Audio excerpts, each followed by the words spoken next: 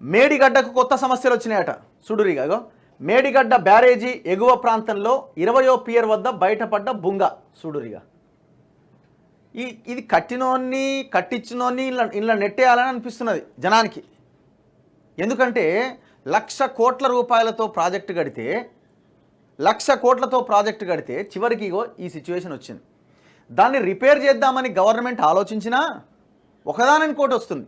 ఇప్పుడు రిపేర్ చేద్దామని ప్రయత్నం చేసిరు. ఆ 16వ గేట్ ఎత్తుతా ఉంటే పెద్ద పెద్ద శబ్దాలు వచ్చినాయట. రిపేర్ చేద్దామని ప్రయత్నం చేస్తే కింద పెద్ద బొక్కున్నది. దాదాపు మనకున్న ఇప్పుడు సెక్రటేరియట్లో 4వ వంతు అంటే క్వార్టర్ అంటే దగ్గర ఎకరాల సైజులో గుంత. ఎందుకంటే దగ్గర 8 ఎకరాలు 10 ఎకరాల్లో కట్టిరు కదా ఏది సెక్రటేరియట్. అంటే దగ్గర 2-3 ఎకరాల గుంత పడ్డది కింద 7వ బ్లాక్ కింద. అది ఆన్నే ఉందా, మిగతా వాటికి విస్తరించిందా అంటే విస్తరించి ఉండొచ్చు. భవిష్యత్తులో ఇంకా విస్తరించే అవకాశం ఉంది. కారణం ఏంటి? కింద ఉన్న ఇసుక అంతా కొట్టుకపోయింది. సో ఇప్పుడు అలా పని చేయడానికి వీళ్ళు ఇప్పుడేమంటున్నారు, ఆ రంధ్రం అంతా పూడిస్తే తప్ప మనం ఏ పని చేయలేమని అంటున్నారు. అంటే కేసీఆర్ చేసిన దుర్మార్గం నుంచి బయటపడి దానికి ఏదన్నా రిపేర్ చేద్దాం, దాన్ని వరదల్లో కొట్టుకపోకుండా నేను కనీసం కాపాడదామనే ప్రయత్నం చేసినా కూడా అయితలేదు. ఇక ఎంత ఘోరంగా ఉన్నది చూడండి ఇది ఈ రంధ్రం. 7వ బ్లాక్ ప్రాంతంలో భారీ బుంగ, మరికొన్ని చిన్నవి కూడా ఉన్నాయట. తాత్కాలిక మరమ్మతుల్లో వెలుగులోకి పూర్తి చేసిన ఇంజనీరింగ్ అధికారులు.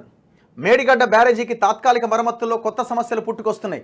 దిగువ భాగాన గతంలో భారీ గొయ్యి ఏర్పడగా 25,000కు పైగా ఇసుక బస్తాలతో పూర్తి చేసిరట. ఎన్ని బస్తాలు వేసిరండి? 25,000 ఇసుక బస్తాలు వేసిరట. తాజాగా 7వ బ్లాక్ వద్ద ఆ ప్రాంతాన్నంతా శుభ్రం చేస్తుండగా మరో భారీ బుంగ, మరికొన్ని చిన్నవి కనిపించగా పూర్తి చేసిరట.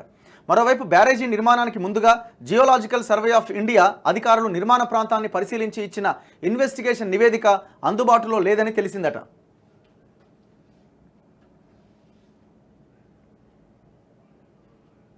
పనులు జరుగుతూ ఉన్నాయి అక్కడ. అసలు జిఎస్ఐతో సర్వే చేయించారా లేదా అనే దానిపై కూడా స్పష్టత లేదు. నా సర్వే లేదు, నా పాడు లేదు. కట్టురి పైసలు కావాలి. మెగా కృష్ణారెడ్డి కేసీఆర్ ఇద్దరు కలిసి కూర్చోవాలా. సార్ 50,000 కోట్లు ఇంకో 10,000 కోట్లు బిల్లు రావాలి, తొందరగా రిలీజ్ చేయి. కానీ అందులోకెళ్ళి 5,000 కోట్లు మింగాలి. వానికి 5,000 కోట్లు, వీనికో 5,000 కోట్లు. కట్టుడు కడితే ఇది పరిస్థితి. కీలకమైన ఈ నివేదిక జిఎస్ఐ దగ్గర ఉంటే తీసుకునే ప్రయత్నం చేస్తాం అని నీటిపారుదల శాఖ వర్గాలు పేర్కొన్నాయి. వర్షాకాలంలోగా గేట్లన్నీ తెరిచి ఉంచాలని నేషనల్ డ్యామ్ సేఫ్టీ అథారిటీ సూచించగా 8 గేట్లు పైకెత్తడం సమస్యగా మారినట్టు తెలుస్తున్నది. పూర్తిస్థాయి ఇన్వెస్టిగేషన్ చేపట్టిన తర్వాతనే ఎలాంటి సమస్యలు ఉన్నాయి, ఏం చేయాలి అనే దానిపైన ఒక అంచనాకు రావడం సాధ్యమవుతుందని నీటిపారుదల శాఖ వర్గాలు పేర్కొంటున్నాయి. అంటే దాన్ని రిపేర్ చేద్దామన్నా కూడా పని అయితే లేదాడ. ఎన్డీఎస్ఏ ఏం చెప్పింది, మొత్తం గేట్లను అయితే ఫస్ట్ ఎత్తురా అన్నది. ఎత్తుదామని ట్రై చేస్తున్నారు. ఒక్కొక్క గేట్ ఎత్తుతుంటే పెద్ద శబ్దాలు వస్తున్నాయి. కిందంతా బొక్కే. ఇది ఖతమైపోయింది, దీని పని అవుట్. 20వ పియర్ ప్లాట్ఫామ్ ఎదురుగా మేడిగడ్డ బ్యారేజీ తాత్కాలిక మరమ్మతుల్లో భాగంగా కుంగిన 7వ బ్లాక్ వద్ద ఏరియా క్లియరెన్స్ పనులు చేపట్టిరట. ఆ ప్రాంతంలో ఉన్న నీటిని పూర్తిగా తోడేయగా 20వ పియర్ ప్లాట్ఫామ్ ఎదుట పెద్ద బుంగ బయటపడ్డదట. బుంగను ఇంజనీరింగ్ అధికారులు గుర్తించి శుక్రవారం సాయంత్రానికి పూర్తి చేసిరట. 7వ బ్లాక్ ప్రదేశంలో పలుచోట్ల చిన్న బుంగలు ఏర్పడగా వాటిని కూడా పూర్తి చేసిరట. గతంలో బ్యారేజీకి దిగువన సీకెంట్ పైల్స్కు 20 మీటర్ల దూరంలో భారీ గొయ్యి పడగా ఇసుక బస్తాలతో పూర్తి చేసిరట. అయితే ఇప్పుడు సీసీ బ్లాకులకు దగ్గరగా పెద్ద బుంగ గుర్తించిరట. అంటే బొక్క. ఇన్వెస్టిగేషన్స్ పూర్తయితే కానీ వాటి తీవ్రత ఏర్పడడానికి కారణం తెలియదని సంబంధిత వర్గాలు తెలిపాయి. బుంగలు పడడం అంటే ఫాల్ట్ జోన్గా ఉన్నట్లుగా భావించాల్సి ఉంటుంది. పైనంతా ఇసుక గట్టిగానే ఉండి మధ్యలో నీటి ప్రవాహం ఉండడం, బర్రీడ్ ఛానల్స్ ఏమైనా ఉన్నాయా అనే అంశాన్ని కూడా పరిశీలించి అవసరమైన జాగ్రత్తలు తీసుకోవాల్సి ఉంటుందట. ఈ పరీక్షలకు సంబంధించి ఎన్డీఎస్ఏ ఇచ్చిన మధ్యంతర నివేదికలో కూడా పేర్కొన్నట్లు సంబంధిత వర్గాలు తెలిపాయి. అయితే ఎన్డీఎస్ఏ మధ్యంతర నివేదికలో పేర్కొన్న ఐఎస్ కోడ్లు నిర్మాణ సంస్థలతో చేసుకున్న ఒప్పందాల్లో లేవని, దానివల్ల నిర్మాణ సమయంలో ఈ పరీక్షలు చేసి ఉండకపోవచ్చని ఇంజనీర్లు పేర్కొంటున్నారట. అంటే సిచ్యువేషన్ ఎంత భయంకరంగా ఉందో చూడండి. 8 గేట్లు మినహాయిస్తే మేడిగడ్డ బ్యారేజీలో మొత్తం 85 గేట్లు ఉంటాయండి. వర్షాకాలం ప్రారంభానికి ముందే ఈ గేట్లన్నీ ఎత్తి ఉంచాలని ఎన్డీఎస్ఏ సూచించింది. ఇందులో భాగంగా 1 నుంచి 6వ బ్లాక్ వరకు, అలాగే 8వ బ్లాక్లోని ఉన్న మొత్తం గేట్లు 74 పూర్తిస్థాయి నీటి మట్టం వరకు ఎత్తి ఉంచిరట. దెబ్బతిన్న 7వ బ్లాక్లో మొత్తంగా 11 గేట్లు ఉన్నాయట. 8 గేట్లపైన ప్రభావం ఉండడంతో అవి మూసిన్నాయట. ఇందులో మిగిలిన వాటితో కూడా కలిపి మొత్తం 77 గేట్లు పైకెత్తిరు. 2 గేట్లు పూర్తిగా తొలగించాలి, 6 ఎత్తాలి. ఇందులో ఒక గేటు 90 మీటర్ల వరకు మాత్రమే ఎత్తిరట. మిగిలిన గేట్లన్నీ అట్లనే ఉన్నాయి. 16 నెంబర్ గేటు ఎత్తే ప్రయత్నం చేయగా పగుళ్లు మరింత పెరగడంతో నిలిపేసిరట. ఈ నేపథ్యంలో మిగిలిన గేట్లను ఎత్తడం సమస్యగా మారే అవకాశం ఉంటుందని భావిస్తున్నారు. ఎత్తడానికి వీలు లేకుంటే ఈ గేట్లను కూడా తొలగించాలి. 7వ బ్లాక్ ప్రాంతంలో షీట్ పైల్స్ పనులు చేయడానికి కసరత్తు చేస్తున్నారు. బ్యారేజీ దిగువన సీసీ బ్లాక్ అమరిక పనులు ప్రారంభించారు. బోర్వెల్ డేటా కోసం డ్రిల్లింగ్ కూడా చేస్తున్నారట.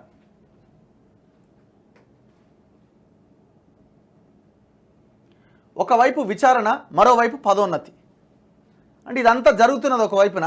ఈడ చూడురి, కాళేశ్వరం ఈఈ సర్దార్ ఓంకార్ సింగ్కు ఎస్సీగా పూర్తి అదనపు బాధ్యతలట. సీఎం రేవంత్ రెడ్డి సూచనలకు భిన్నంగా నియామకం. కాళేశ్వరం ఎత్తిపోతల పథకంలో భాగంగా నిర్మించిన బ్యారేజీలపైన ఒక పక్క విచారణ జరుగుతుండగా ఇంకో పక్క ఎంక్వైరీ ఎదుర్కొంటున్న ఎగ్జిక్యూటివ్ ఇంజనీర్కు సూపరింటెండెంట్ ఇంజనీర్గా అదనపు బాధ్యతలు అప్పగించిరట. ఇది నీటిపారుదల శాఖలో చర్చనీయాంశంగా మారింది. ఎవరి మీదనైతే ఎంక్వైరీ నడుస్తున్నదో ఆయనకు ప్రమోషన్ ఇచ్చిరటండి. కాళేశ్వరం ఎత్తిపోతల పథకంలో గోదావరిపై నిర్మించిన మేడిగడ్డ బ్యారేజీ కుంగింది. 7వ బ్లాక్లో పియర్స్ గేట్లు దెబ్బతిన్నాయి. అన్నారం సుందిళ్ల బ్యారేజీల్లో సీపేజీ ఏర్పడ్డది. సీసీ బ్లాకులు కొట్టుకపోయినాయి. మేడిగడ్డ పైన విజిలెన్స్ దర్యాప్తు పూర్తయి నివేదిక సమర్పించాల్సి ఉన్నది.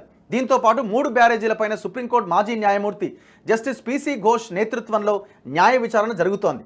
బ్యారేజీల సమస్యలపైన నేషనల్ డ్యామ్ సేఫ్టీ అథారిటీ అధ్యయనం చేస్తున్నది. ఇదన్నీ జరుగుతున్న ఒకవైపున, ఇంకోవైపు సుందిళ్ల బ్యారేజీ పంప్ హౌజుల బాధ్యతలను చూస్తున్న ఈ సర్దార్ ఓంకార్ సింగ్కు వరంగల్ ఇరిగేషన్ సర్కిల్ ఎస్సీగా పూర్తి అదనపు బాధ్యతలు అప్పగిస్తూ నీటిపారుదల శాఖ కార్యదర్శి ఈ నెల 22వ తేదీన మెమో జారీ చేసిరట. నీటిపారుదల శాఖ ఇంజనీరింగ్ చీఫ్ నుంచి వచ్చిన ప్రతిపాదన ఆధారంగా ఈ నియామకం చేసినట్లు అందులో పేర్కొన్నారు. Mahabad irrigation circle SE, Warangal circle ఎస్సీగా అదనపు బాధ్యతలు నిర్వర్తిస్తుండగా ఆయనను తొలగించి ఓంకార్ సింగ్ను నియమించిరట. మరి ఎట్లా ప్రమోషన్ వచ్చిందండి? ఎట్లా ప్రమోషన్ ఇచ్చినారు? ముఖ్యమంత్రికి తెలియదా? కన్సర్న్ మినిస్టర్కి తెలియదా? మేడిగడ్డ పునాదుల సమయంలో ఈయన ఈ మేడిగడ్డ బ్యారేజీ పునాదుల పనులు చేపట్టిన సమయంలో ఓంకార్ ఈఈగా ఉన్నాడట. తర్వాత సుందిళ్లకు బదిలీ అయిందట. ఈ ప్రాజెక్టు టెండర్ ప్రక్రియ మొదలు ఇప్పటి వరకు చోటు చేసుకున్న పరిణామాలపైన విచారణ జరుగుతోంది. బ్యారేజీ వైఫల్యానికి బాధ్యులైన వారిపైన చర్యలు తీసుకోవడంతో పాటు చాలా కాలంగా ఇక్కడ పనిచేస్తున్న వారిని లూప్ లైన్లోకి పంపించాలని ముఖ్యమంత్రి రేవంత్ రెడ్డి ఇటీవల నిర్వహించిన సమావేశంలో సూచించిందట. అందుకు భిన్నంగా ఓ ఎగ్జిక్యూటివ్ ఇంజనీర్కు ఎస్సీగా అదనపు బాధ్యతలు అప్పగించడం చర్చనీయాంశంగా మారింది. గతంలో సీనియారిటీని పట్టించుకోకుండా కొందరికి అదనపు బాధ్యతలు అప్పగించారు. పదవి విరమణ చేసిన వారి సర్వీసును పొడిగించారు. ఇప్పుడు కూడా సీనియారిటీకి తిరోధకాలిచ్చే ప్రయత్నాలు జరుగుతున్నాయని ఇరిగేషన్ ఇంజనీరింగ్ సంఘాలు ఆందోళన వ్యక్తం చేస్తున్నాయి. పదవి విరమణ చేసిన వారి సర్వీసును పొడిగించవద్దని ఇటీవల నీటిపారుదల శాఖ మంత్రికి కూడా విజ్ఞప్తి చేసినాయి. మరి ఎట్లొచ్చే? ముఖ్యమంత్రికి తెలియదా? మంత్రికి తెలియదా? ఉత్తమ్ కుమార్ రెడ్డికి? మరి ఏ రకంగా జరిగింది ఇది? మరి దొంగలను ఇంకా ఎందుకు పెంచి పోషిస్తూ ఉన్నారు మీరు? ఒకవైపునేమో విచారణ అంటారు, ఇంకొక వైపునేమో దొంగలని పైకి తీసుకుపోతూ ఉంటారు. అందుకే మనం అన్నాం, ఇది కాళేశ్వరం చదరంగం. ఈ కాళేశ్వరం మీద విచారణ జరగదు. ఇదంతా తూతూ మంత్రమే. ఏ మేడిగడ్డ, అన్నారం, సుందిల దగ్గరనే ఇది స్టాప్ అయిపోతుంది. చాలామంది కరప్టెడ్ ఫెలోస్, ఇంకా ఇంజనీర్లు ఎవరైతే విల్లాలు తీసుకున్నారో మెగా కృష్ణారెడ్డి దగ్గర నుంచి, పెద్ద ఎత్తున క్యాష్ తీసుకున్నారో, కేసీఆర్ చెప్పినట్టు విన్నారో, వాళ్ళంతా ఇంకా ఆయా పదవుల్లో కొనసాగుతూనే ఉన్నారు. ఏదో అడ్డంగా దొరికిండ్రు కాబట్టి మురళీధర్ రావుని పక్కకు పెట్టిన, మురళీధర్ రావుని పక్కన పెట్టడానికి కూడా వీళ్ళకి మనసు ఒప్పలే. వాడు ఏకంగా ఇరికిచ్చిన అడ్డంగా ఇరికిచ్చిన తర్వాత అప్పుడు తీసిర్రు. ఆయన ఎవరు? రామగుండం ఈఎన్సీగా ఉన్న వెంకటేశ్వరరావుని ఎప్పుడు తీసిర్రు? ముందంతా పెట్టుకున్నారు, తర్వాత ఎప్పుడు తీసినారు?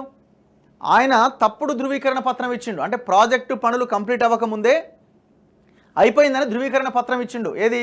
కాంట్రాక్టర్కి, ఎల్ఎన్టీకి. అది బయటపడ్డది కాబట్టి ఆయన్ని సస్పెండ్ చేశారు. ఇంకా చాలామంది ఆఫీసర్లు ఇంకా ఉన్నారు. ఇదే ఇన్వెస్టిగేషన్లో వాళ్ళ మీద ఆరోపణలు ఉన్న వాళ్ళు ఇంకా అక్కడే కొనసాగుతున్నారు. నేను ముందు నుంచి చెప్తున్నా, ఈ విచారణ ముందుకు పడదు. కాళేశ్వరం మీద ఎలాంటి అరెస్టులు కానీ ఇంకోటి కానీ ఉండే అవకాశం లేదు. ఎందుకంటే దీని వెనకాల బిగ్ ఫిగర్ మెగా కృష్ణారెడ్డి ఉన్నాడు. ఇక్కడ అందరికీ కావాల్సిన వాడు, అందరివాడు, అన్ని పార్టీలకి. సో అన్ని పేపర్లలో ఈ వార్త చూడండి. 20వ పిల్లర్ ముందు గొయ్యి. మేడిగడ్డ 16 నెంబర్ గేట్ ఎత్తగా భారీ శబ్దం. దాంతోపాటే ఈ గొయ్యి ఏర్పడిందని అంచనా.